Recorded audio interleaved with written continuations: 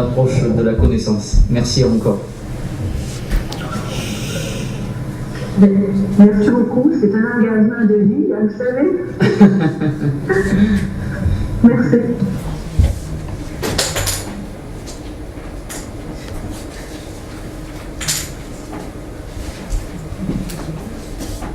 Bon voilà, donc vous ne pourrez pas poser de questions à Diane.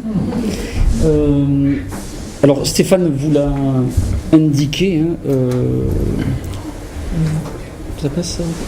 Voilà, Stéphane vous l'a indiqué. Vous aurez sur le site donc l'intégralité de l'entretien qui est plus long que prévu en fait. On l'a coupé un petit peu puisqu'il dure en tout 1h10 avec une approche, vous avez vu, très sociale de la connaissance. Alors cet après-midi, maintenant on rentre dans le vif du sujet puisque cet après-midi, donc je vais avoir en tout, il y aura 4 collègues qui vont prendre la parole et qui vont donc présenter l'état de la question tel que on a traité les premières données qu'on a pu recueillir. Alors par ordre, donc vous aurez donc vous le voyez à travers le support, vous aurez la prise de parole de Karel Soumaniac et Didier Barthès à partir notamment de l'enquête et du premier traitement des entretiens que nous avons menés donc depuis quelques mois maintenant. Vous aurez ensuite une deuxième prise de parole dans l'ordre, ça sera donc Anne Lémence qui a travaillé sur une cartographie et une analyse cartographique de l'offre autour de l'éco-construction et qui essaie de voir à partir du recueil de données les écarts qu'il y a entre l'offre et les dires et les actions des acteurs que l'on a rencontrés. Puis ensuite, troisième temps, ce sera Stéphane Brunel donc, qui présentera son prototype donc, en matière de gestion de connaissances. Enfin, il donnera des explications bien plus précises que moi.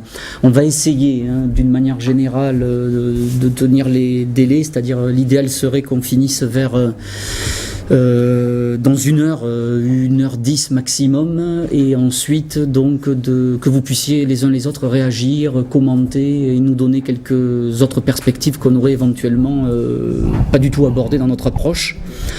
Voilà. Donc Karel, Didier, si vous voulez bien venir. Je vais par contre brancher le...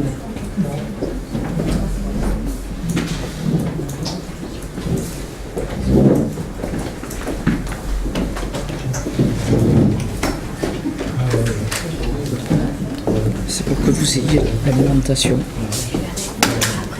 Oui, Anne, après, ouais. Voilà. Voilà, c'est bon. C'est bon. C'est sur tout côté. Tout le support est sur le même. Mais bien sûr, c'est réajustable en permanence. Et puis, le troisième niveau de ce premier volet va consister, dans les semaines qui viennent, à faire des tests et expérimenter donc des productions et des méthodes qui vont être développées par la suite. Alors, il y a eu tout d'abord le choix des entreprises. Alors, il y a eu de nombreux critères qui ont présidé à la sélection des différentes entreprises. L'un des premiers critères a concerné la taille de l'entreprise. Donc, on a voulu sonder des ces micro-entreprises, avec une taille allant de 1 à 4 salariés, voire 5. On a une entreprise, on a eu 5 entretiens. Ce qui était important pour nous aussi, c'était que l'entreprise ait une certaine durée d'existence. Donc voilà, 3 années minimum était quelque chose qui nous permettait d'avoir des salariés qui étaient assez stables dans leur activité de travail. L'entreprise pouvant éventuellement être un petit peu plus jeune, mais ce qui est important, c'est qu'elle ait une existence juridique. Le type d'activité aussi est quelque chose qui a été important pour nous, puisqu'il fallait que, au vu de tout le monde, finalement, l'offre de services ou de produits soit clairement identifiable. Alors le siège social, on est dans le cadre du projet régional donc basé en Aquitaine, hein, ça pouvait être en zone rurale ou en zone on va dire un petit peu plus urbaine, et on a eu les deux d'ailleurs, et le secteur étant le secteur innovant, que ce soit au niveau des produits ou des services proposés par les différentes entreprises. Alors les objectifs pour certaines entreprises, donc c'est pour ça qu'on a mis critère 2, ça n'a pas été tellement vu au niveau du discours d'ailleurs, mais pourquoi pas d'obtenir une labellisation qualité. Il n'empêche que ce qui nous a aussi beaucoup intéressé, c'est de pouvoir identifier les besoins de formation liés à ce caractère innovant de l'activité de travail donc des salariés au sein de l'entreprise, et puis aussi les obstacles rencontrés donc par les salariés, par l'entreprise, que ce soit des obstacles au niveau financier, mais aussi un manque de moyens qui pouvait être un manque de moyens humains permettant de répondre à leurs besoins, à ce besoin de formation. Alors, donc je vous l'ai dit juste avant, il y a eu 2 échantillons, le secteur de l'éco-construction. Effectivement, en France, encore aujourd'hui, c'est un secteur présenté comme innovant, dans le sens où il est assez récent. Il est apparu seulement depuis quelques années, du moins sur le marché de la construction, et puis qui s'est développé aussi finalement assez rapidement, plutôt en faveur des politiques donc affichées de développement durable. Et l'échantillon 2 a concerné un secteur aussi très particulier, qui est le secteur de la vitiviniculture. Et ici, on s'est aperçu que les entreprises se distinguaient un petit peu par cette vocation innovante au niveau des services proposés, mais aussi des produits. Donc au niveau des produits, peut-être parce qu'ils sont vraiment dans cette filière bio, du moins pour le secteur de la vitiviniculture, et aussi, on l'a vu à travers les entretiens, au niveau des services proposés. Alors, on vous livre un petit peu une partie donc, des questions qui ont été posées, de la grille d'entretien que l'on a mise en place de manière commune et donc qu'on a soumis aux différents salariés que nous sommes allés enquêter. L'idée globale, générale, était donc bien d'identifier leurs principaux besoins de formation au sein de leur entreprise ou de l'entreprise à laquelle ils appartenaient, d'identifier aussi les activités qui étaient confiées pour chacun des salariés.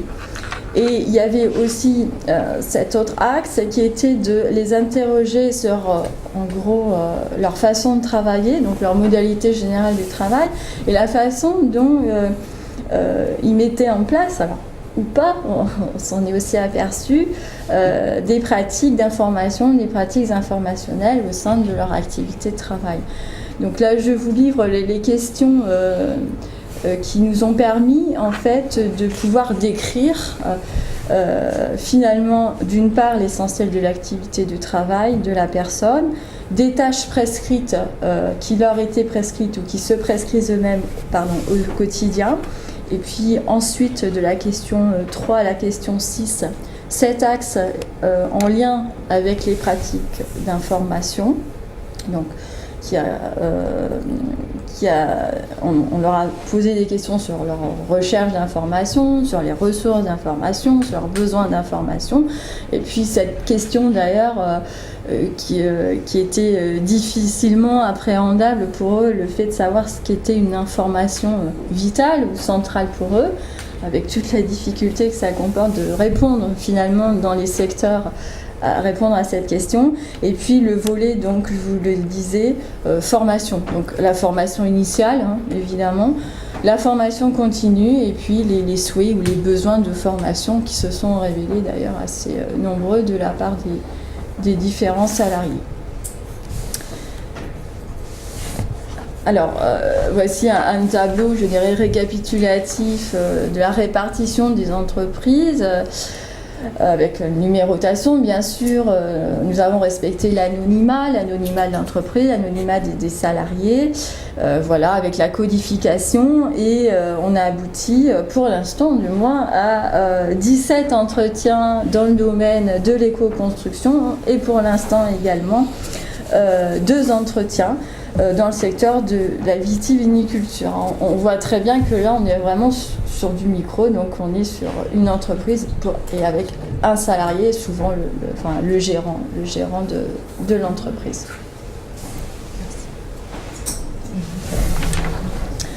Alors, à l'issue des entretiens que nous avons menés, ces entretiens ont été transcrits, donc traduits. On est allé sur le terrain avec DesignPod, donc tout a été retranscrit.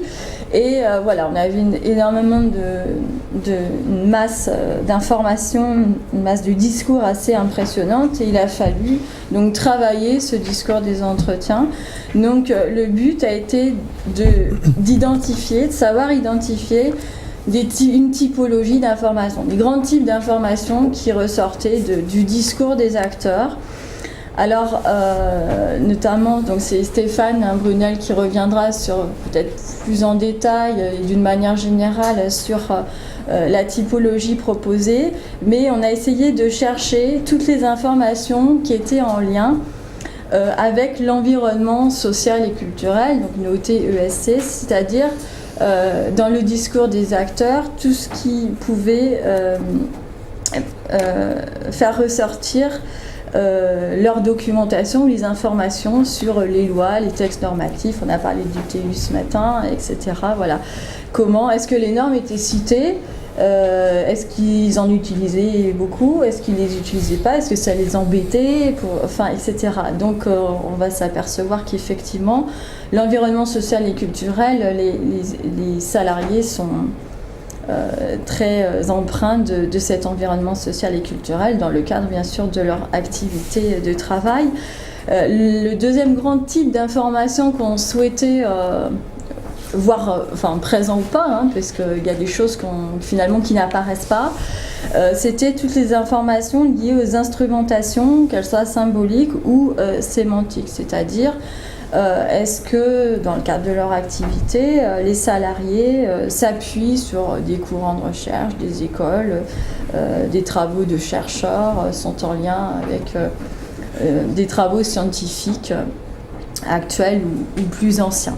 Et puis, le dernier grand type d'information a concerné l'objectal, c'est-à-dire ce qui est considéré par le salarié comme une solution technique, qu'est-ce qu'il va mobiliser pour résoudre un problème dans son activité de travail. Alors ça peut être à la fois l'appel à des outils, souvent on a plutôt eu des résultats autour des logiciels utilisés, ou ça pouvait être aussi des choses qui pouvaient être en lien directement avec de la documentation professionnelle, des bulletins ou des nomenclatures, etc. Voilà. Alors, en termes de résultats, je vais laisser en termes donc d'extraction des données, je vais laisser la parole à Didier pour qu'il vous explique comment on a procédé très, très concrètement à partir donc des discours des acteurs. Donc la mise en œuvre de la catégorisation a consisté à identifier des unités de sens en lien avec les éléments de la catégorie, et dans une perspective descriptive, on s'en est tenu simplement à la fréquence d'apparition dans les différentes catégories, et nous avons le souci d'en rendre compte sans aller au contenu. D'accord ? Donc on est plus sur la fréquence des différentes catégories au niveau environnement social culturel, au niveau de l'instrumentation symbolique et sémantique ou des aspects objectaux. Alors on n'est pas dans une perspective comparatiste ou comparative, mais on a fait la distinction des deux domaines que l'on a investigués, simplement pour voir si déjà en termes de pré-analyse, certains aspects étaient plus prégnants, ou certains domaines, certaines catégories donc étaient plus prégnantes dans un domaine plutôt que dans l'autre. Donc ce que l'on constate, c'est que la part réservée aux aspects objectaux, on va dire, est conséquente dans les deux domaines investigués. Par contre, tout ce qui relève, à contrario, donc de l'instrumentation symbolique et sémantique est relativement faible. en termes de volume, fréquence, pardon. Voilà, on ne va pas rentrer plus dans le détail. Discuter, si vous avez déjà des questions par rapport à ce schéma. On va interpréter un peu ce que je vois. Est-ce que vous pouvez nous dire, je comprends l'anonymat, mais alors, c'est plutôt archive, plutôt vécu, plutôt voilà. Alors, cet aspect-là, on y a pensé et on pense qu'on va peut-être l'aborder dans un deuxième temps, à savoir la prise en compte du statut de la personne interviewée dans la chaîne informationnelle, on va dire. Effectivement, on s'est rendu compte, mais là c'est de façon intuitive, que selon le statut de la personne questionnée, à la fois le domaine évoqué et l'importance accordée par l'interviewé à ce domaine-là pouvait être très différent. Ça allait jusqu'à la personnalisation. En termes de pratique informationnelle, par exemple, je vais voir monsieur un tel. C'est lui qui dit, c'est lui qui a la source, c'est lui qui a l'information. Voilà, ça peut aller jusque-là. Et à l'opposé, il y a effectivement des gens qui, eux, sont relativement autonomes, du moins, et sont capables de citer un certain nombre de sources et d'identifier des pratiques de façon tout à fait explicite. Voilà. Mais ça, c'est quelque chose qu'on va aborder très certainement dans un deuxième temps. Donc on va continuer. Donc la première analyse qui a été faite concernait donc la typologie d'information. Et puis bien sûr, puisqu'il y avait un volet dans l'entretien qui les concernait, on s'est intéressé aux pratiques informationnelles donc des acteurs. Alors, une définition des pays, des pratiques informationnelles, du moins telles que nous les envisageons, c'est finalement l'ensemble des dispositifs, mais aussi des sources, des outils et des compétences cognitives qui vont être mobilisées alors dans différentes situations, en fait, qui sont des situations de production, de recherche et de traitement de l'information. Les pratiques informationnelles, elles vont regrouper à la fois des pratiques documentaires, donc en lien avec la documentation classique, traditionnelle, papier, mais aussi toutes les pratiques numériques, qui peuvent être aussi des pratiques informationnelles et ou communicationnelles. Donc l'idée, c'est que se centrer sur ces pratiques informationnelles des acteurs, c'est un petit peu regarder, focaliser nos analyses sur les habitudes de ces acteurs, c'est-à-dire en gros leur façon de faire. En situation et leur façon, leur non-façon finalement d'intégrer leur information professionnelle ou l'information professionnelle récoltée dans des situations professionnelles précises, que ce soit en lien avec des clients, notamment on l'a vu, on le voit assez fortement dans le secteur de la vitiviniculture ou aussi essentiellement entre les pairs.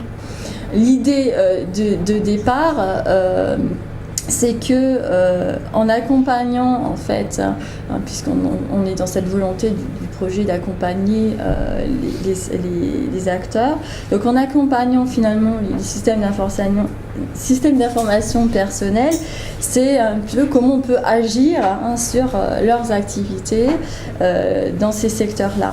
L'hypothèse centrale quand même étant que toute la documentation professionnelle devrait ou constitue tout simplement une forme de levier à l'innovation et surtout à la réactualisation des savoirs. Donc il y a cette idée-là et finalement c'est aussi une idée force qui apparaît au niveau des différents entretiens, enfin du moins pour certains acteurs interviewés. Alors là, encore une fois, il a fallu transcrire donc les entretiens. Donc on a essayé de repérer ces logiques d'acteurs donc centrées sur les pratiques informationnelles, plutôt en lien avec la chaîne de traitement d'information. Donc la première étape, la manière de rechercher l'information, le traitement et la conservation de l'information. Et là, on va voir qu'il y a un problème, il y a une non-conservation, une absence de conservation quelquefois de l'information. Et puis tout le travail à la fois de diffusion et de mise en partage de l'information. Alors, on a extrait ceci. Peut-être que Didier, tu peux... Encore une fois, sous la forme d'un camembert. Oui, voilà, donc, on a exactement Selon la même démarche Voilà. que précédemment, par contre, on ne voit pas grand-chose. Oui, oui, effectivement. On peut pas Alors en termes de pourcentage, voilà, en termes de pourcentage, on est, en couleur, je ne me trompe pas, sur la recherche d'informations, on est sur du 58%. Si je ne me trompe pas, en termes de TI, traitement de l'information, on est sur du 18%, et en termes de DI, c'est-à-dire diffusion de l'information, on va être sur du 24% pour le secteur de l'éco-construction. Est-ce qu'on voit mieux? Non, pas vraiment sur le secteur de la vitiviniculture.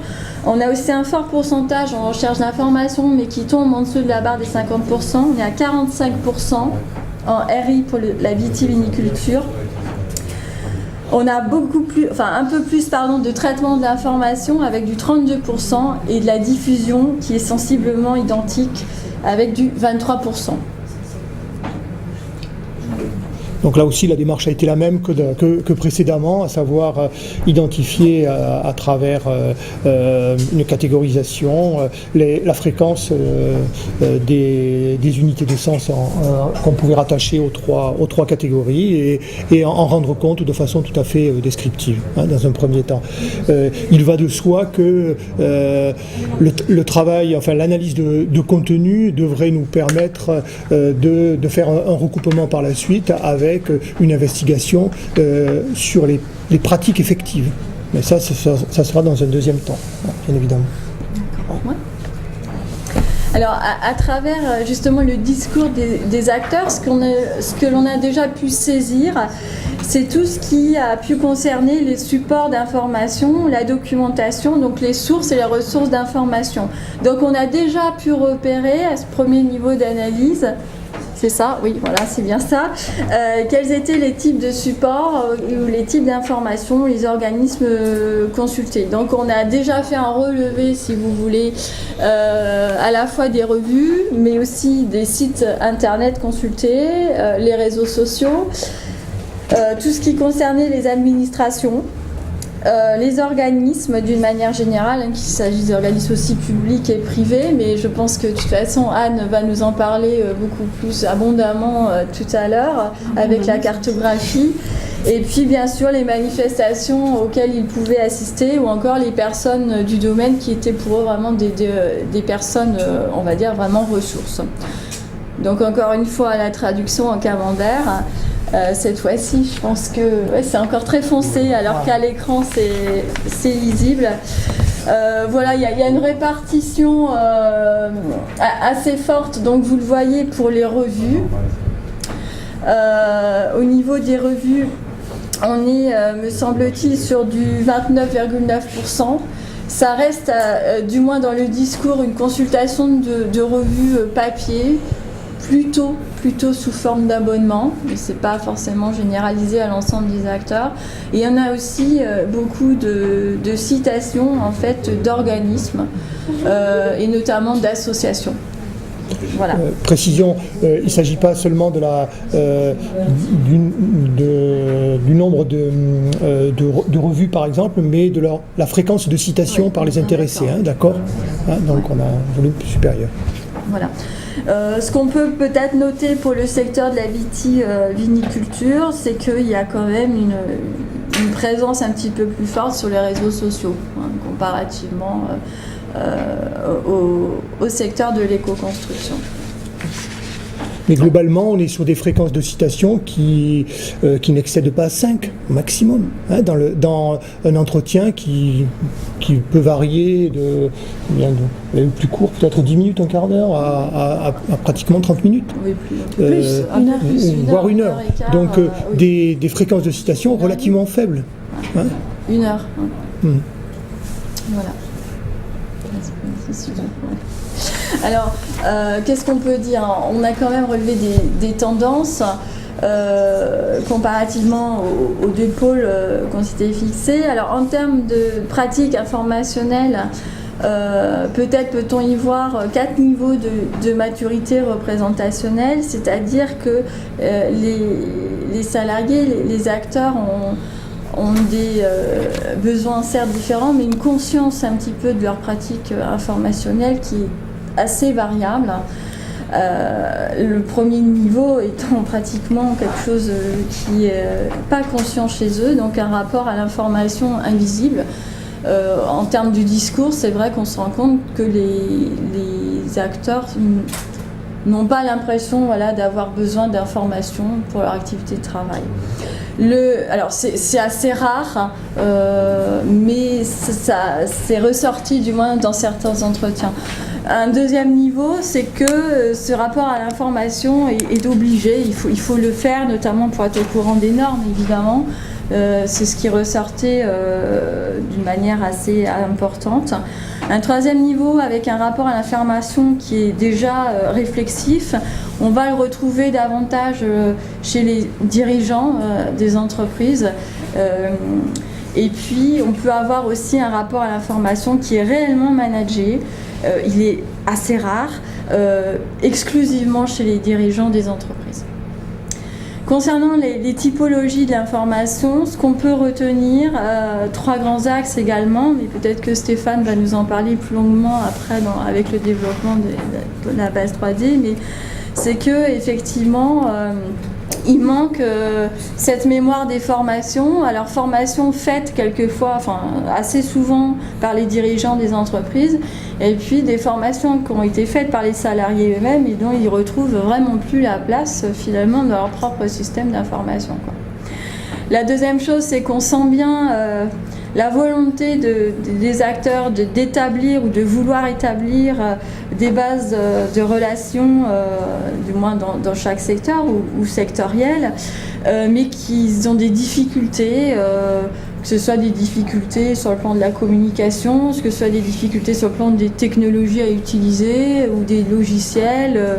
Voilà, il y a aussi beaucoup de systèmes de contraintes qui sont là et qui fait que ils n'ont pas encore ce réseau de relations qui leur permettrait d'améliorer même leur pratique d'info. Et puis ce sentiment très frappant d'une fuite, d'une perte plutôt de connaissances, et qui va se centrer sur 4 grands domaines que sont 1, la maîtrise de l'énergie, 2, la réduction des transports, c'était le cas beaucoup pour les négociants en matériaux d'éco-construction. 3, tout ce qui va concerner la qualité sanitaire, alors peut-être plutôt dire la qualité des matériaux finalement, et puis 4, c'est la concertation sociale entre les gens du domaine et les gens du secteur. Donc voilà ce que l'on peut dire des tendances actuelles, mais bon voilà, c'est ouvert à la discussion et puis on attend justement vos retours par rapport éventuellement à ces résultats issus du projet. Si vous me permettez, je vais juste compléter pour que nos invités comprennent bien, c'est-à-dire ce qui peut déterminer pour nous notre organisation en termes de la plateforme, c'est effectivement les 3 points qui sont à l'écran en bas de la diapo. C'est-à-dire qu'on n'est pas forcément parti avec une idée préconçue, mais parce que je me méfie toujours oui, bien sûr. de l'emploi, pas forcément très compréhensible comme ça, mais la question de la mémoire de formation, c'est que la plupart des acteurs interrogés en fait nous expliquent que dans le cadre de formation ponctuelle, de formation, alors d'ailleurs le vocable de formation parfois c'est des séminaires du soir, vous savez, les convocations de municipalités ou autres, où on réfléchit avec les citoyens sur une thématique. Et en fait, leur plus grand regret, c'est de ne pas avoir trace de ces manifestations-là, où on échange des données, et on ne peut pas après remettre entre guillemets la main sur une forme d'enregistrement ou autre de ces temps de formation. Et les 4 thématiques ensuite que vous avez en bas de l'écran, ce sont les thématiques effectivement pour lesquelles la plupart des gens interrogés nous expliquent que ce sont des thématiques qui sont très attractives sur un plan de recherche d'information et pour lesquelles ils ont les pires difficultés à l'organiser. C'est plus précisément ça. Ce qui veut dire que là aussi notre postulat, c'est que plutôt que d'entrer à peu près dans tous les domaines de la connaissance, on a vraisemblablement une carte à jouer autour de ces 4 îlots thématiques qui se dégagent. Voilà. Et la question sanitaire, effectivement, c'est le problème de qualité sanitaire des matériaux. C'est du matériel. La question sanitaire en général. Voilà. En fait, pour conclure, ce que vous avez dit, c'est de l'information très, très pragmatique, Oui, tout à très fait. concrète. Oui. Voilà. Si tu as besoin d'une lettre, il faut t'écrire ton code. Mais Tu vas mettre le mot de passe. Tu veux mon mot de passe? sinon, je mets le mien. D'accord, je suis bon. Je peux la poser Oui, allez-y, en je rapide. au contraire. En réalité, dans les organisations où il y a plus d'une personne, il y en a quelques-unes, Oui. elles partagent les informations. Ou Alors- elles ne le partagent pas. Est-ce que chacun fait son petit coffre-fort? C'est assez variable, mais alors il y a eu très peu effectivement d'entreprises qui sont à plusieurs. D'une manière générale, les salariés de l'entreprise attendent du dirigeant qu'il partage les informations. Oui. C'est- Moi, personnellement, Alors, voilà. dans les entretiens que j'ai faits, j'ai pas eu de déclaration allant dans le sens d'une structure le permettant, d'une organisation le permettant, Ils ne sont pas informatisés. ou très peu. Voilà. Ils sont pas équipés en réseau, par Oui, exemple. oui. Ah, d'accord. Oui. Chacun a son micro dans son coin et on se passe les fichiers, on se passe Oui, l'information Même oralement. un réseau distant. Voilà. Distant, oui. Non, ce qu'on voit aussi, en dehors de l'équipement, c'est le fait, enfin ça je reprends une de nos publications sur cette thématique, c'est le fait qu'on a beaucoup de professionnels qui sont des lecteurs, on va dire, mais pas forcément les diffuseurs. Alors là, sur ce que tu montrais, voilà, la capacité de diffusion, on l'a sur quelques acteurs, Oui, très- qui, comme par hasard, sont ceux qui participent le plus à C'est des des démarches de formateurs, formation, ouais, c'est ça. qui souvent ont une posture de formateur dans des collectifs, et qui, eux, d'ailleurs, diffusent au-delà de leur entreprise. Oui. Et ensuite, on a un deuxième comportement, ce que on les a appelés les lecteurs. Ouais. C'est-à-dire que ce sont des gens qui sont effectivement plutôt dans la prescription, soit l'obligation, parce qu'il y a un changement de normes ou autre, ou alors parce que justement le responsable prescrit une lecture. Tout à fait. Voilà. On ne citera pas, hein, Non, non, non, on non. voit des situations Oui, où tout à fait. effectivement il y a une prescription qui est donnée Ouais. et tout le monde. Est-ce qu'on peut améliorer la connaissance des dirigeants, je les sens animés, de telle manière qu'ils se rendent compte que quelquefois ouvrir l'information, ça leur fait gagner du temps par rapport à des notes de service ou autres, que les notes publiques qui doivent faire. Est-ce que ça c'est une prise en compte Voilà, c'est le sens de notre démarche. D'abord, décrire la structure telle qu'elle fonctionne, et puis pour identifier justement des relations effectives ou pas, à partir desquelles on va pouvoir concevoir un dispositif ou des produits qui vont permettre la mise en relation, quoi, par exemple. Pour avoir travaillé dans la continuité dans une structure qui était au départ de 3 personnes et qui a fini à 40 en 8 ans, quand on est à 3, on communique énormément par lien. Oui. On n'a pas encore de réseau. Et puis là, vous avez ciblé votre enquête sur des entreprises de 1 à 4 personnes. Donc les résultats ne sont pas étonnants. Je ne m'attendais pas forcément à autre chose. Est-ce que dans votre projet au global, vous allez monter un petit peu en catégorie et en nombre par rapport à ces enquêtes? Clairement, non. Non, c'était pas l'objectif. Là, On est à là, 5. la réponse est brute. Mais clairement, non. Parce que. Mais je sais qu'une structure de nous, par exemple, si on vient nous demander ce genre de choses, les informations vont être très différentes et ça sera pareil chez les copains parce qu'on est nombreux, structurés, tout à fait. qu'on a les moyens et le besoin. Ouais, mais sauf que, quand je dis clairement non, ça veut dire qu'en fait, effectivement, notre cahier de charge, notre feuille de route, elle est clairement ciblée micro-entreprise, entreprise monosalariale ou petite entreprise, configuration type, ce qu'on trouve en déco-architecture, 3 à 4 salariés, ce que disait Céline Tonnerre ce matin, etc.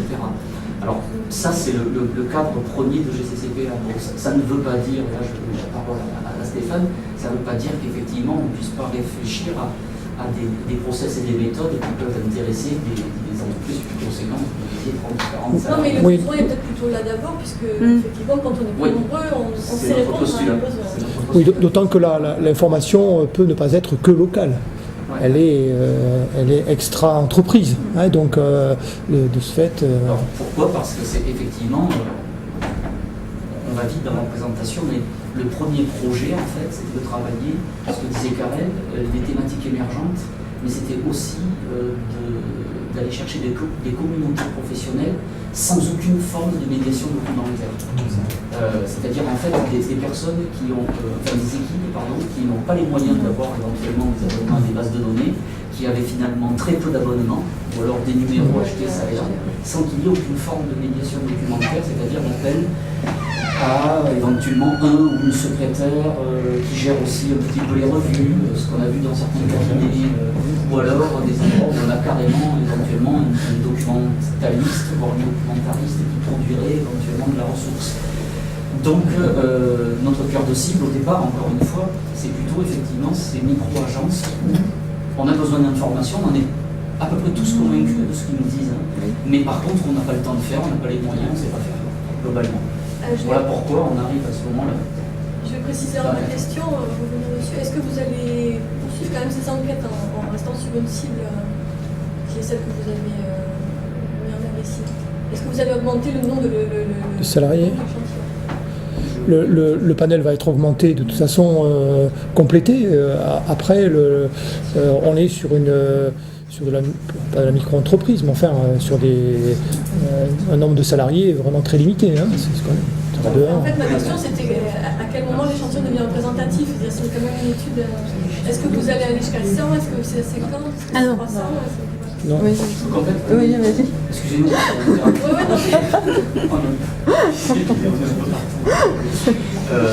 Non, c'est une très très bonne question. C'est-à-dire qu'effectivement, on avait la littérature scientifique, notamment qui s'intéresse à l'information dans le domaine de l'architecture, elle n'est pas très importante, mais elle existe depuis longtemps. Enfin, je pense, par exemple, en introduction ce matin, je citais le L'Erasme de Toulouse, etc.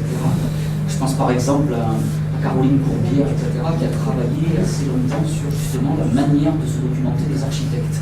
Ce qu'on s'est rendu compte à travers notre enquête, c'est qu'il y a un écart assez sensible maintenant entre ce qu'elle annonçait en 98-2003 et ce qu'on constate. Ça va vous étonner, justement, les réseaux sociaux notamment, etc. Elle insistait beaucoup sur une documentation, disait-elle, normative et esthétique. On voit que on n'a pas abordé ces questions-là cet après-midi, on ne peut pas aller trop dans le détail, mais la question normative, elle est toujours présente. La question esthétique, elle est finalement assez peu présente. C'est plutôt la pragmatique de réaliser au plus vite et de répondre à une commande, par exemple, ou autre. Alors, c'est une vraie question là que vous posez. Est-ce qu'on continue longtemps à faire ce travail de fond ou est-ce qu'on choisit une autre entrée? Il ne faut pas oublier que GCCPA, c'est une recherche action, on va dire, qui a une finalité assez courte dans le temps.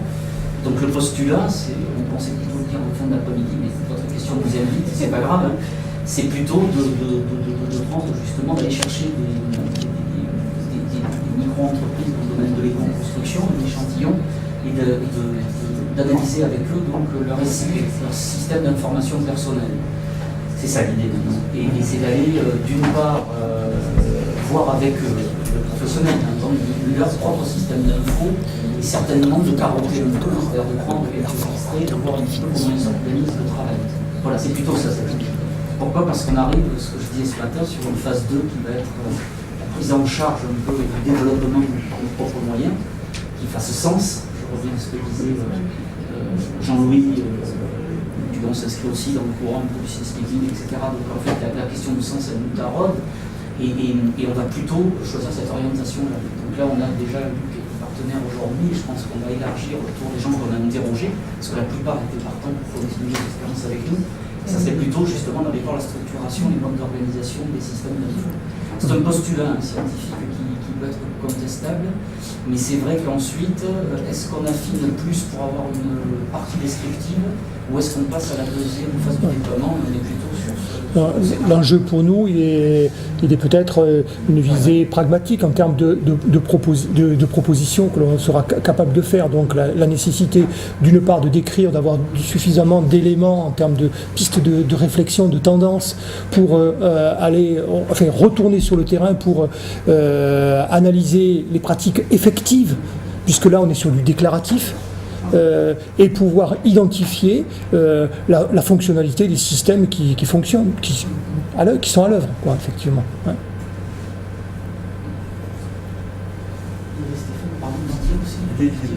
J'avais une petite question, c'est par rapport tout le monde aura compris ici que j'ai plus d'appétence pour les entreprises viticoles que pour les écoles. Non, mais j'assume bien. Vous voulez venir interviewer? Non, mais ça, non, la question, bon, nous sommes dans un secteur de production qui est aussi singulier, qui ne me semble pas être tout à fait de même nature que l'éco-construction, quand bien même des valeurs pourraient les réunir. Ça, c'est la première chose.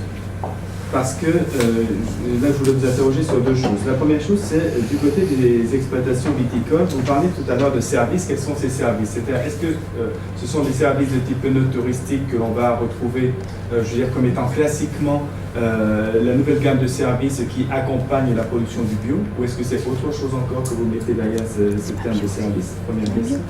Et la deuxième question que j'ai également par rapport à ce que vous présentez, c'est, comment comprendre ces différentes catégorisations de rapport à l'information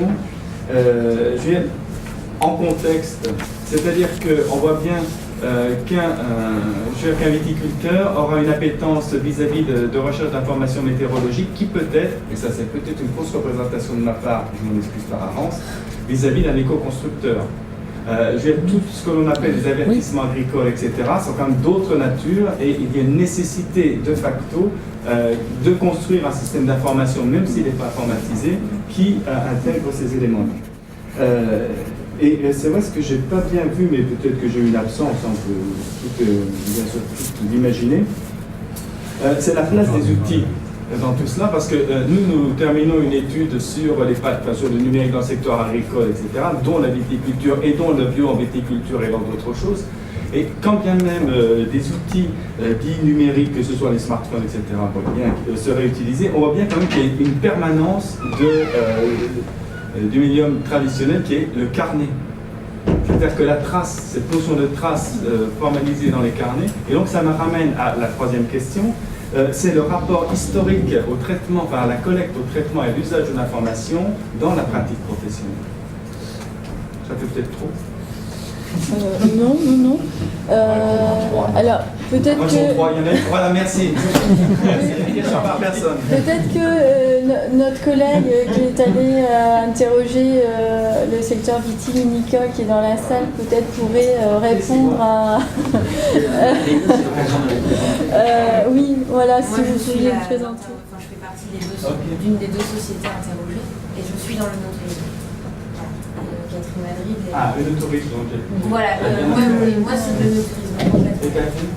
Moi je participe au projet, mais je fais partie de l'équipe qui a donné des éléments sur le terrain et Charlotte, on était en train aussi d'identifier d'autres pistes pour rééquilibrer et compléter un peu l'échantillon. Parce qu'on n'est pas beaucoup. Juste les services, donc en fait ce sont plutôt des services autour de la commercialisation de l'offre. C'est ça. Et si je puis me permettre, est-ce que nous sommes là aussi pour construire des ponts, des tabliers, pas des tabliers?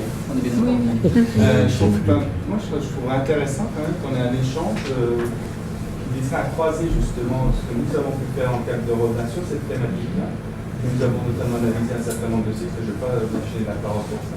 Mais par rapport à ces travaux-là, je trouve que ce serait intéressant. Voilà. Mais j'en reviens quand même à mon attente de réponse. Par rapport à la catégorisation, c'est une catégorisation a priori que nous avons conçue et dans le codage des données, dans le traitement des données, il nous est apparu intéressant, peut-être utile de faire la distinction entre les deux domaines dans la mesure où effectivement on se rend compte effectivement que au moins du point de vue déclaratif, il y a des choses qui se distinguent d'un domaine à un autre. C'est des choses qu'il faudra recouper avec les pratiques effectives. Hein, et là, on sera en mesure de répondre beaucoup plus précisément en termes de pertinence de la catégorisation et éventuellement de la nécessité de revenir sur la catégorisation pour la préciser. Et surtout par rapport au système de contraintes dans lequel se trouvent les agents. Bien évidemment. Ouais. Ça me paraît évident. Mais c'est quelque chose qui est prévu dans un deuxième temps, revenir sur le terrain, notamment sur ces aspects-là. Peut-être continuer justement sur la place des outils. Oui. Effectivement, la permanence du papier reste prégnante, c'est-à-dire que on n'a pas tellement orienté les questions au niveau des entretiens sur les outils utilisés. C'est-à-dire qu'on les a laissés libres dans le discours et c'était eux qui nous disaient moi je vais consulter le site machin. Mais alors quand c'était dit, parce que justement on a je pense que aussi on l'a tous constaté lors des entretiens, les salariés ont du mal à mettre un nom sur leur propre pratique, un nom sur les ressources, un nom sur les outils. Et quand ils disent moi je vais consulter, faut pas que je fasse de pub, mais machin chose, on ne sait pas si c'est le site de l'organisme ou si, alors consulter, on pense que c'est le site, mais voilà. Mais alors, voilà, est-ce qu'ils y vont réellement? Est-ce qu'ils y vont réellement, voilà, sur place? Est-ce qu'ils vont que consulter le site? On ne sait pas non plus quand ils le consultent, combien de temps il est. Voilà, ça reste très flou dans la façon de nommer, de citer les ressources. Donc on pense que c'est du papier la plupart du temps. Au niveau des revues, par exemple, on ne sait pas si l'abonnement c'est abonnement papier ou l'abonnement en format numérique. Donc je pense que là, ce sera peut-être plus évident à cibler quand on ira vraiment sur place examiner justement leur SIP, comme le disait Vincent tout à l'heure. Ouais. Il faut aller plus loin, ça, on a tous envie qu'il fallait aller plus loin dans la compréhension des outils, mais c'est vrai que le carnet, par exemple, c'est effectivement quelque chose qu'ils utilisent souvent. Et les outils numériques relativement peu en fait, y compris la téléphonie mobile. Hein. Certains carrément refusent. Hein. Il y a un équipement, mais pas très utilisé. Oui, alors je vais aller très très vite. Hein. J'ai essayé de cartographier. Ça donne un truc énorme, donc je peux pas. Ça n'apparaît pas dans l'écran totalement. Mais là, justement, on voit dans cette carte qu'il y a des zones très denses, il y a des sources qui sont très utilisées et d'autres très peu. Ce qui est très utilisé, c'est finalement ce qui est très classique, comme les sources papier justement dont on parlait. Alors si on déploie, donc il y en a beaucoup, des revues.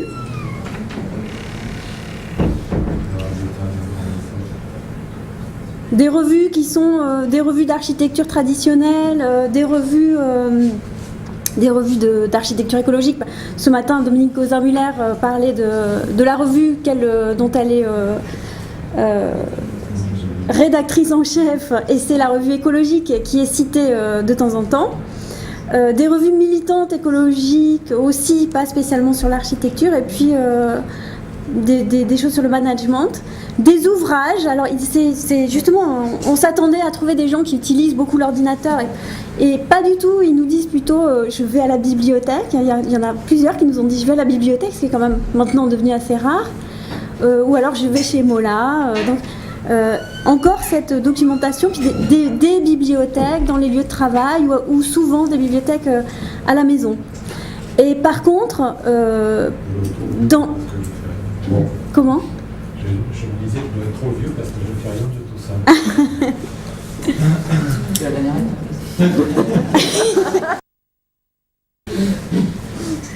On essayait de les pousser un petit peu à citer des collections ou des titres. Alors par exemple, des éditeurs, les éditions du Moniteur sont citées très souvent. Mais par contre, Cratère Édition, c'est un centre de recherche, enfin un organisme qui édite des ouvrages vraiment très spécialisés sur l'architecture écologique, et il n'a jamais été cité. Donc quand c'est en rouge, c'est que ça n'a jamais été cité dans notre... La presse, on trouve par exemple Sud-Ouest, Le Monde, mais aussi par exemple Marie-Claire Idée, ou on nous a dit une fois la presse asiatique. Donc ça, c'est un exemple de source qui est très souvent citée, et par contre, extrêmement peu cité, les réseaux sociaux. Alors les réseaux sociaux, ceux qui le citent le plus, ce sont les plus grosses entreprises qui ont une activité commerciale, donc plutôt les négociants, qui utilisent notamment les réseaux professionnels, Viadeo, etc. Et par contre... souvent on nous dit aussi Facebook, Twitter, mais on nous le cite, en fait on ne l'utilise pas. La plupart des gens ne l'utilisent pas. Des réseaux sociaux qui pourraient être considérés comme efficaces, comme Scoopit ou même YouTube ou Flickr, ne sont pas du tout utilisés. Donc en rouge, pas utilisés du tout. Des blogs et des sites, on nous a cité quelques blogs et sites, mais finalement certains sont très importants, comme je sais pas, Mon Habitat Vert ou The Green Web, qui ne sont pas du tout cités. Et on nous cite aussi assez souvent des forums, mais sans préciser quel forum. Mais apparemment, le forum, c'est quand même un outil souvent utilisé. C'est-à-dire, on va poser une question sur le forum et les autres répondent. Ça, c'est quelque chose qui fonctionne. Voilà, donc, réseaux sociaux, pour moi, j'étais surprise de voir à quel point on l'utilise peu. Un autre manque important, c'est l'information scientifique. Alors là, on a vraiment senti une rupture dans la chaîne de l'information. Il y a très peu de liens avec l'information scientifique. Ce qu'on nous a cité, c'est une revue, la revue en sciences de l'environnement quand même, des colloques et des congrès. Les professionnels, quand ils en ont le temps, font quand même l'effort d'aller aux colloques et aux congrès. Des amis, ils ont souvent des amis parce qu'ils font partie quand même de réseaux militants ou qui s'intéressent aux questions de l'environnement. Donc des amis autour de, par exemple, on nous a cité le risque au travail ou la toxicologie. Mais jamais aucun laboratoire de recherche, par exemple. Jamais, pas un seul. Donc ça, on sent vraiment un manque. Les manifestations, par contre, c'est quelque chose qui est toujours cité. Les festivals, éco-festivals, Horizon Vert, et plein de salons qu'on n'a pas déclinés parce qu'il y en avait beaucoup, c'est toujours plutôt très local, en fait. Voilà, les autres... manque, je ne vais pas tout déployer parce que vous voyez, il y a beaucoup de choses. Donc il y a aussi des personnes hors domaine, des copains journalistes, des copains scientifiques, des copains élus, des membres d'une association, des personnes du domaine, ça c'est quand même cité, des pairs, des collaborateurs, des ingénieurs, des associatifs, des bureaux d'études bien sûr. Par contre, par exemple, presque jamais l'école d'architecture n'a été citée. Comme...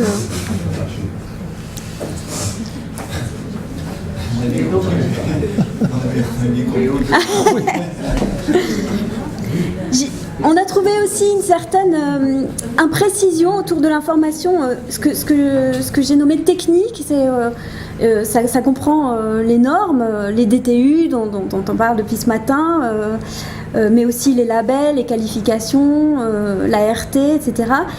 Donc tout le monde nous les cite parce que ça fait vraiment partie des incontournables, mais on ne sait pas très bien où ils vont les chercher, s'ils les payent, c'est de l'information qui coûte cher, donc comment ils se les procurent.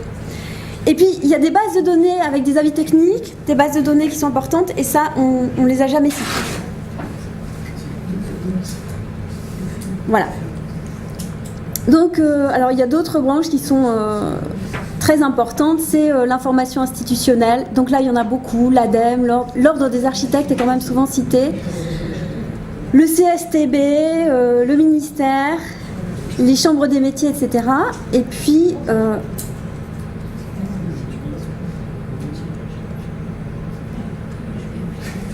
voilà, alors ça, c'est très important. Donc, par exemple, il existe des portails, il existe pas mal de portails sur à la fois les questions d'environnement et d'éco ou d'architecture environnementale.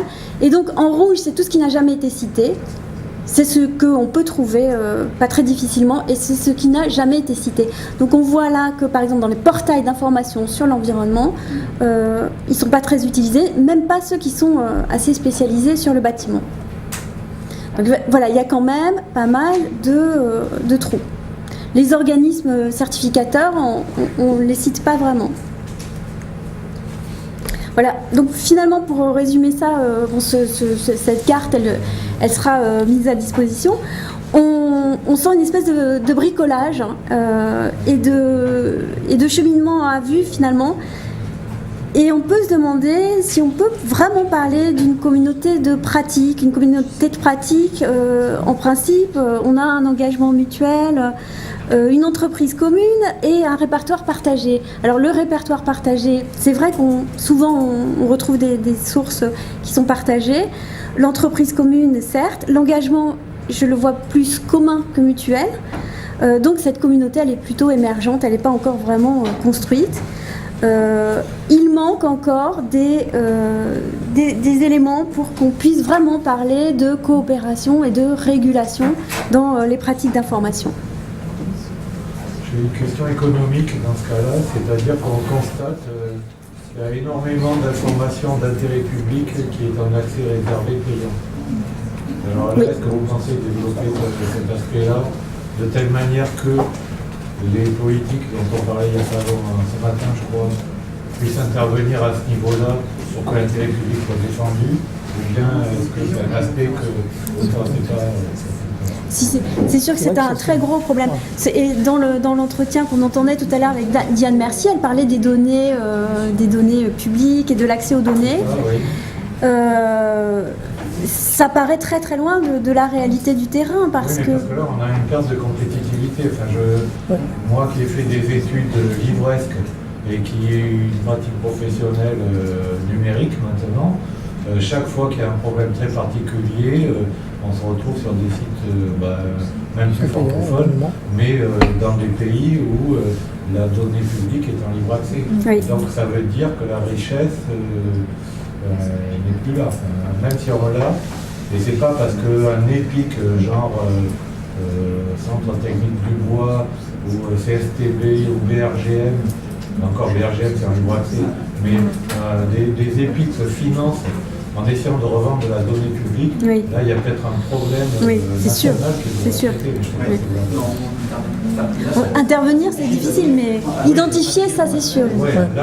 Puis elle est effectivement l'importance de l'entreprise va avoir des effets en termes de possibilités d'abonnement.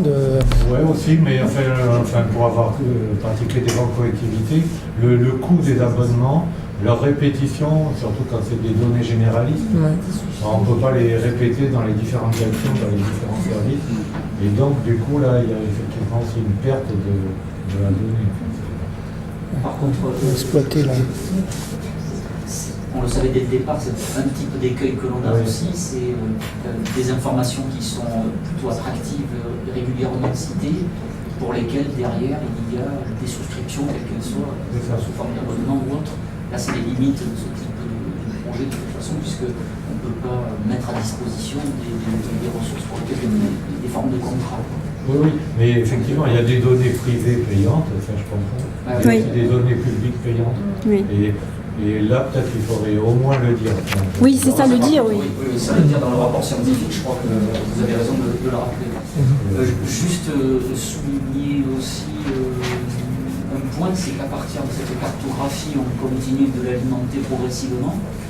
On est bien d'accord que si tant est qu'on fasse un pointage de ressources ou qu'on structure autour des thématiques qu'énonçait Karel de l'information et qu'on la prélève, ça serait en fonction des zones, on est bien d'accord, des zones rouges, non pas des zones noires. Puisqu'on retient le principe théoriquement que la zone noire elle est plutôt connue et elle est plutôt partagée. Donc on va plutôt aller chercher là où on a du pointage rouge pour extraire éventuellement des contenus. Ça me semble important de le rappeler. C'est noir quand c'est évoqué au moins une fois. Oui, voilà. On va vérifier. Il y a pas on aurait pu indiquer la quantité, mais on n'est pas allé jusque-là pour l'instant. Et ça veut dire, madame, que par rapport à ça, une fois qu'on stabilise le noir, on va quand même faire un retour on va le faire. Pour s'assurer qu'il y ait une confirmation, de telle manière que... À représenter que c'est pas très simple, parce que tu croises plein d'informations pour représenter ça. Parce que même moi, j'aurais pu le faire. C'est pour ça que je pose la question. J'ai pas compris si vous évaluiez la recherche, la quantité de liens fructueux sur les différentes ressources. Je veux dire par là que dans nos pratiques professionnelles, on se rend compte qu'on finit par être abonné à des lettres ou des choses comme ça. Des diffusion qui nous réorientent vers les différents sites intéressants. Est-ce que là, vous pensez qu'il y a un enjeu par rapport aux deux thèmes qui sont votre étude, à essayer de développer ou de favoriser ce type de médias intermédiaires? Si je l'ai bien compris, c'est dans la partie du module veille informationnelle. Oui, puis dans... Enfin, oui, c'est ça, en fait. C'est-à-dire, Je crois que dans la richesse de quelqu'un qui donne des renseignements, c'est qu'on puisse aller les vérifier. Enfin, je ne sais pas comment on peut dire ça. Les liens comptent. Et puis ça ne pourra être observé qu'à travers les pratiques effectives, pas obligatoirement. Oui, mais j'en étais à l'étape après. L'idée du pôle veille événementiel, ça c'est quelque chose de relativement traditionnel, mais qui ressort dans les entretiens, c'est le fait qu'il y ait des événements ça et là, mais ils ne sont pas forcément toujours bien visibles de tous. Et l'idée de la veille informationnelle, c'est justement, la collecte n'est pas là momentanément, mais l'idée c'est qu'effectivement on aille sur les sources rouges organisées de la veille, on est d'accord, mais éventuellement aussi, à condition d'en avoir droit, de rerouter des produits de veille en circulation. Voilà. Les produits dont vous parliez, par exemple, sur un double livre. Mais c'est une question centrale. Il me semble avoir perçu un écart entre la pratique française et internationale. Beaucoup d'articles anglo-saxons sont avec des liens qui vous orientent directement sur un autre site. Et ça pose aucun problème au rédacteur d'avoir mis un lien vers quelqu'un d'autre. On sent qu'on a encore une pratique un peu propriétaire de l'information.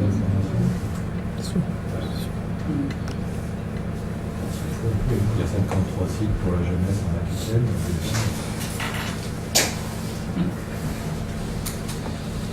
Stéphane ?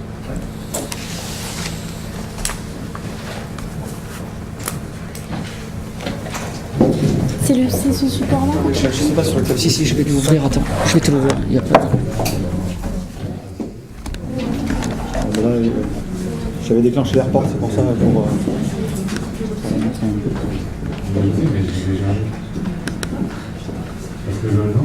c'est bien, c'est bien. Ouais, t'as fait ça. Je m'occupe bien de toi. J'espère que quand je te demanderai un déplacement à l'étranger, j'espère que tu t'en rappelleras parce que je peux aller au Japon, ça sera possible. Et vas-y, débrouille-toi.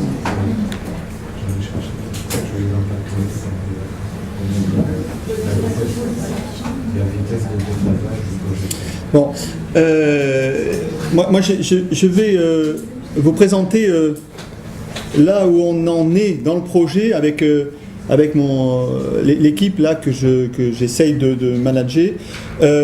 C'est très court, hein, il y a 7-8 diapos, pas plus. Et ça boucle en fait avec ce que vous a montré ce matin Jean-Louis Hermine, puisque vous allez retrouver d'où vient cette histoire de décomposition en 3 parties, la triple instrumentation.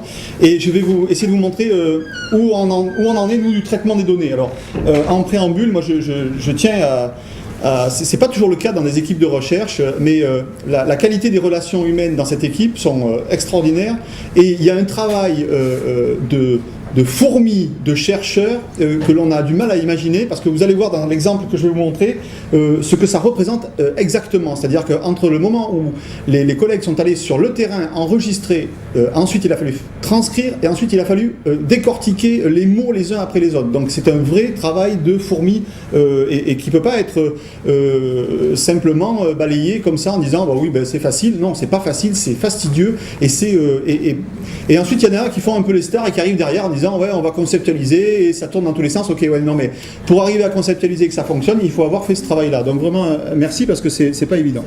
Donc moi, je vais vous montrer où est-ce qu'on en est avec une équipe, un Chinois et une Indienne l'année dernière. On a développé un prototype. C'est l'équipe internationale, ça fait toujours rire Karel, mais moi je travaille avec qui je peux. Hein, voilà. Des gens qui étaient en formation ingénieur, c'est tous des ingénieurs, et vulgairement, ils sont capables de...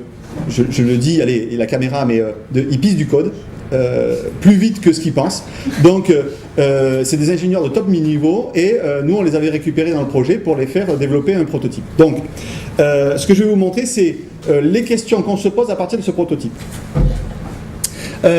Initialement, en 4 diapositives, le questionnement est celui-ci. C'est-à-dire que tout à l'heure, on s'est posé la question de savoir si le questionnement pouvait être transféré à une entité plus importante que la micro-entreprise ou la très petite entreprise. Pour vous donner un exemple, pour une fois, je serai un peu moins brut que mon camarade Vincent, c'est que le proto a été développé avec une entreprise de 150 personnes. parce qu'on avait besoin d'une quantité de données et de voir des interactions beaucoup plus grandes. Initialement, on se posait la question, on se disait, mais lors de conception de produits, il y a une génération de connaissances. Et cette génération de connaissances, elle est systématiquement perdue. Un nouvel ingénieur arrive dans une équipe, il est formé sur le tas, on va dire, en partie, ça reconnecte avec ce qu'on a vu ce matin.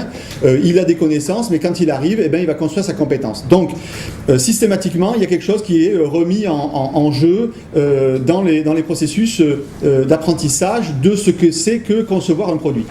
Et comme nous, on était un peu spécialistes de l'apprentissage et du reconditionnement de la connaissance pour la réorganisation et la réinjection, initialement, dans mon laboratoire, on avait très vite fait le lien entre concevoir un produit et apprendre à le concevoir et comment générer des connaissances. Ensuite, on avait utilisé des modèles, le MOTERF et des modèles d'apprentissage de Jordan, que l'on connaît bien. Je vais très rapidement, je ne vais pas plus en détail, mais pour montrer que les compétences, elles sont véritablement dans un contexte professionnel, et on insiste sur le fait que les connaissances sont en action. Et ça, c'est très important. D'accord ? Donc, je passe là-dessus. Vous pourrez consulter ça sur le site si ce n'est pas déjà le cas, puisque j'avais fait déjà une présentation de tout ça rapidement. Voilà les principes de base. Ensuite, on a un des modèles utilisés les plus simplement dans nos spécialités gestion des connaissances, c'est le modèle de Zaklad et Goldstein, où on retrouve l'ensemble des problématiques de gestion de la connaissance, rapidement la repérer, l'actualiser, la valoriser, la préserver et la manager, mais au sens de la gérer. D'accord ? Je vous fais grâce aussi de la déclinaison de l'ensemble de ces termes. Là aussi, il y a des thèses qui ont été publiées là-dessus, donc ce n'est pas le but du jeu. Dernier élément, on l'a vu ce matin, l'intégration de ce processus dans la chaîne de valeur de la connaissance. Et vous retrouvez donc d'où vient l'initialisation du concept que vous a expliqué ce matin Jean-Louis Hermine, qu'il travaille aujourd'hui. Il arrive des travaux de notre équipe. Alors, ce qui se passe dans ce que l'on est en train de faire sur le projet-là, c'est qu'on a capté la connaissance, ça a été fait, on a considéré que ça a été fait. Aujourd'hui, on est en train de développer un prototype qui est basé sur la théorie méthode appelée ingénition, qui permet, à partir du moment où on va la capitaliser, de la comprendre, c'est-à-dire de réorganiser ces connaissances par différents moyens, je vais essayer de vous montrer très rapidement, et ensuite de la passer dans quelque chose que l'on appelle la transmission des connaissances, parce qu'un principe important que l'on met en exergue dans notre pratique de chercheur, c'est que la connaissance ne vaut que parce qu'elle se transmet. Ça, c'est un principe de base. Ça ne sert à rien de capitaliser de la connaissance. Si c'est pour la garder, on s'en fiche. Et tant qu'on ne l'a pas transmis, elle ne sert à rien. Donc, ce qui se passe, c'est ce qu'on voit aujourd'hui. Il y a des collaborations existantes, il y a des champs de compétences que l'on va traduire dans un graphe de connaissances qui va passer par l'ensemble des services de l'entreprise, puisqu'on peut la déployer dans l'ensemble des services de l'entreprise. Et ensuite, quand on l'a réorganisée après captation et capitalisation, on peut la réinjecter dans les équipes, parce qu'elle a été travaillée par un expert de la connaissance, et en disant, par exemple, pour passer d'un point A à un point C, c'est pas la peine d'avoir autant d'étapes, on peut simplifier cet apport-là. Par expérience, par exemple, on peut dire, il y a un architecte qui a fait telle ou telle expérience, et il dit, oui, mais c'est pas la peine de trop s'embêter avec cette configuration-là, il vaut mieux passer directement par ça. D'accord ?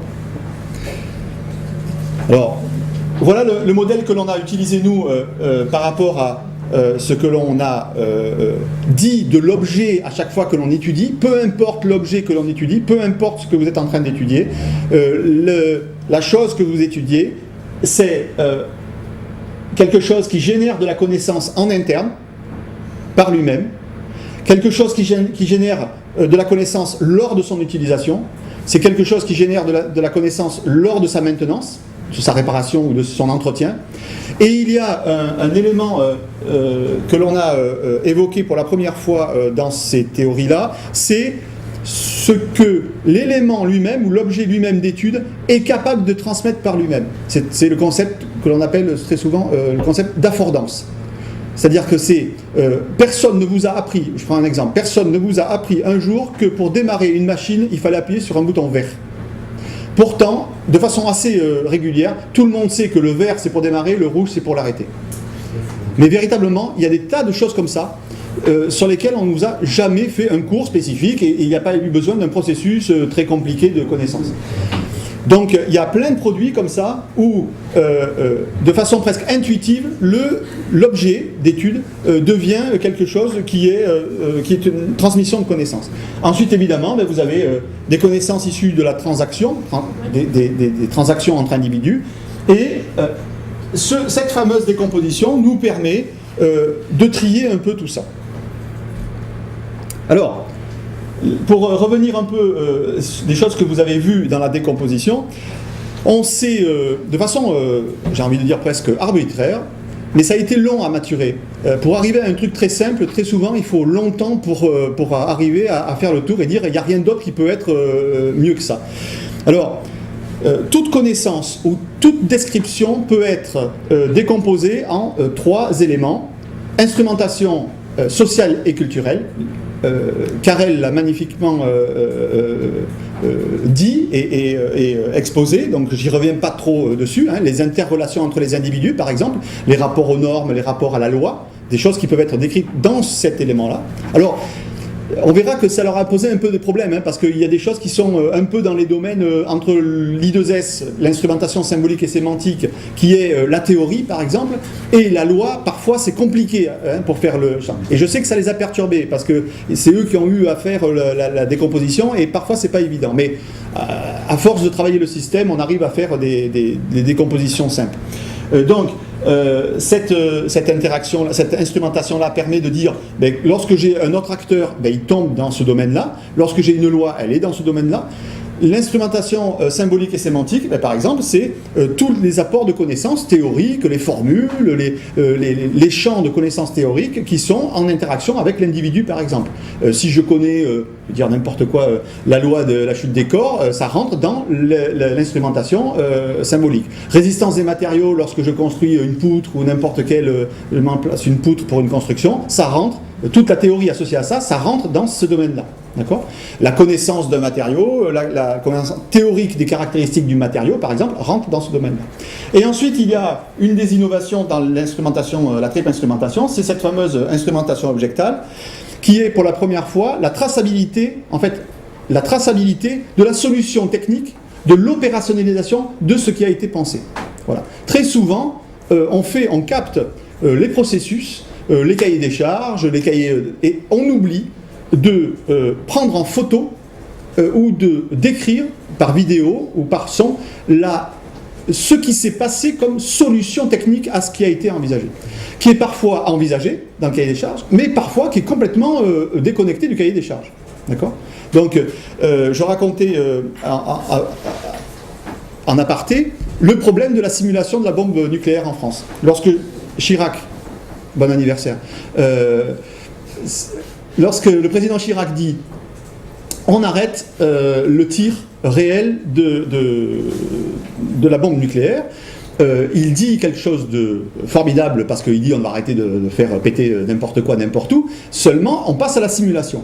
Mais la dissuasion nucléaire implique le fait que on n'ait plus qu'à appuyer sur un bouton pour que ça se déclenche. Vous pouvez simuler ce que vous voulez, mais il faut que la bombe existe. Sinon, vous ne faites plus de la simulation. Sinon, vous ne faites plus peur à personne. Donc, si on vous dit, ouais, vous appuyez sur un bouton et sur un écran, on voit que ça pète, vous ne faites pas de la dissuasion nucléaire. Bon, après, je ne dis pas que je suis d'accord avec la dissuasion nucléaire. Hein, je dis que la simulation ne peut pas remplacer le fait d'avoir la bombe. Et le CEA et la division armement a été confronté à quelque chose de très concret. Les types se sont mis à faire de la simulation, sauf que les gars qui avaient construit la bombe sont partis à la retraite. Comment on fait pour capitaliser et garder ceux qui savent la construire, pour ne pas que ceux qui la simulent soient embêtés à un moment donné pour dire attendez, moi j'appuie sur le bouton mais il n'y a rien qui décolle. D'accord ? Donc on est exactement dans ce truc-là. Et on voit que le système dans lequel on est là peut être transféré, que ce soit viticulture ou éco-construction, et bien on a le même souci quand on a des interactions entre acteurs. Alors, ce qui s'est passé là, ça rentre exactement dans ce que l'on a fait dans les interviews. On a des connaissances qui ont été enchaînées les unes derrière les autres, sans trop avoir de cohérence, on va dire, hein, si ce n'est que c'est un système déclaratif, donc on passe par des questions, et puis la cohérence est liée à la question, mais la réponse, on l'a vu très souvent, n'est pas forcément liée à la question. Il y a des tas de gens qui répondent des choses dont ils ont envie, et puis ça part dans un sens, ça part dans l'autre, et puis voilà. Et alors le travail d'analyse dans la méthode que l'on propose, c'est de faire cette réorganisation-là. C'est-à-dire de dire, bon, vous avez déclaré ça, mais nous on va vous montrer qu'il y a des choses qui sont en interaction, il y a des choses qui n'ont rien à faire dans le système. Le principe, c'est de dire, pour passer d'une connaissance, pour acquérir une connaissance, donc après une compétence, pour passer par exemple de la compétence initiale à la compétence finale, on passe par une série de connaissances. Et les connaissances, elles sont enchaînées, on le voit bien, hein, entre K1 et K4, eh bien, il faut passer obligatoirement par K3. Si vous voulez être compétent, il faut comprendre les processus par lesquels vous passez pour comprendre le phénomène.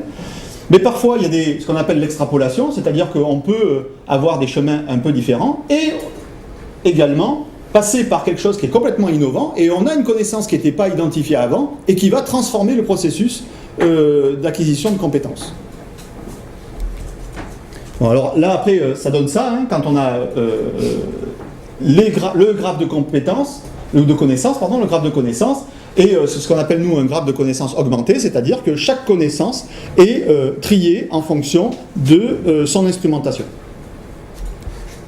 Alors voilà, ce qui se passe en réalité, c'est lors de l'enquête, il y a une transcription, et chaque fois qu'on regarde le texte, eh bien, par exemple, on peut mettre en évidence des choses qui sont de l'instrumentation sociale et culturelle, des choses qui sont issues de l'instrumentation symbolique et sémantique, et des choses qui sont issues de l'instrumentation objectale.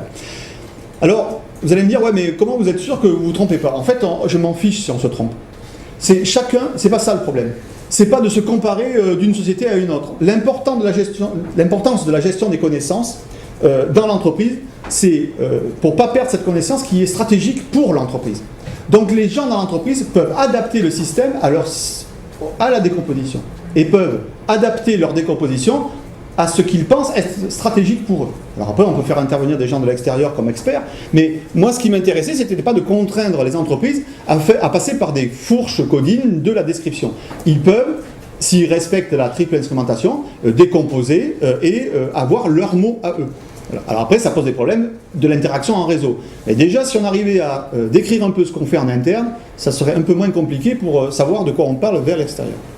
Donc voilà, dans ces choses-là, on voit apparaître, hein, évidemment, le suivi de chantier. Le chantier, c'est quelque chose qui est palpable et sur lequel on peut aller vérifier si les solutions techniques, et quelles solutions techniques ont été envisagées.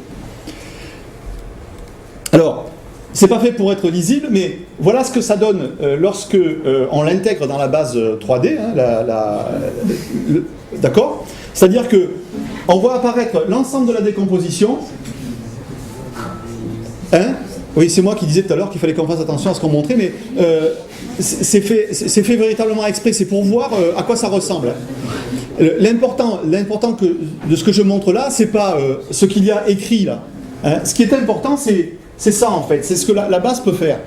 C'est-à-dire que la base dit à un moment donné, si j'enlève un des acteurs, qui est en rouge, hein, par exemple, on a ici l'université Paris 6 et le DTU et des choses particulières. Si vous enlevez un diplôme ici, ou une formation, on a tout un pan qui s'élimine ici. Et du coup, comme on a ici HQE et quelque chose qui a été décrit là-haut, HQE, il y a le lien entre les deux éléments qui est coupé. Et là, ça fait une sorte d'appel et d'alerte qui dit attention. Est-ce qu'on est sûr que ce que l'on a appris lorsqu'on a appris quelque chose sur la norme HQE est véritablement la même chose que lorsque je l'ai mis en œuvre sur le chantier? Voilà. Et les développements actuels de l'équipe, ils sont là. C'est-à-dire que dans la succession, dans les descriptions et dans la succession des connaissances, on est en train de travailler sur la typologie des liens. Parce que quand il y a un lien qui se coupe, il faut savoir pourquoi il se coupe et quelle est la nature de la coupure. Avant qu'il se coupe, il faut avoir la description de la nature. Donc, on a des liens qui sont peut-être biologiques, physiques, numériques, quantitatifs, qualitatifs ou temporels. Et ensuite, on va spécifier pour chaque lien, par exemple, des dates de péremption. Ça, c'est pas très compliqué à mettre en œuvre. On sait que, je sais pas, moi je parle de trucs que je connais pas, mais la garantie décennale, par exemple. On sait qu'au bout de 10 ans, toutes les garanties spécifiques à la fin d'un chantier vont sauter dans des conditions... Voilà. Bon. Donc ça veut dire que automatiquement le système pourrait dire attention, sur ce chantier-là, le lien se coupe et on n'a plus de retour ou de recours administratif pour telle ou telle raison. D'accord ? Donc la chose qui est développée aujourd'hui, c'est une matrice qui permet d'être renseignée et on a le lien qui s'affiche en vert ou en rouge en fonction de la typologie qui va contraindre la rupture ou non de ce lien. D'accord ? Donc voilà où on en est par rapport au projet de recherche avec l'équipe que je mène moi. Voilà où on en est du prototype de base de données qu'on appelle 3D parce qu'il y a les 3 dimensions et de cette base qui nous permet de donner des informations à celui qui est acteur de la description de la connaissance pour dire tiens, il y a quelque chose qui va se passer, on m'avertit dans 2 semaines, dans 3 semaines, dans je ne sais pas quoi, des problèmes qui peuvent se produire lorsque quelque chose arrive à maturité ou par exemple, évidemment, quelqu'un s'en va de l'entreprise. Voilà la chaîne de ce qui va sauter dans l'ensemble de l'entreprise. D'accord ? Donc voilà, moi j'ai terminé, mais c'était pour vous montrer où on en était spécifiquement du développement par rapport au travail des collègues.